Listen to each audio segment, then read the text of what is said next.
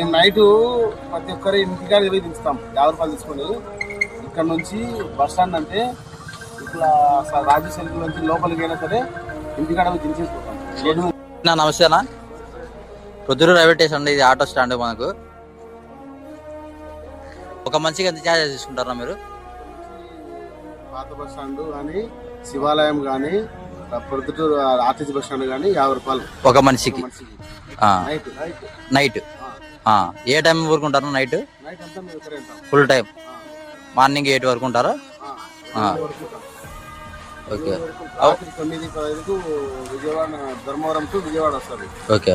అది అయిపోయిన తర్వాత 10:45కు తిరుపతి నుంచి గుంటూరు పోయేది వస్తుంది. 11:20కి గుంటూరు నుంచి తిరుపతి పోయే బండి వస్తుంది.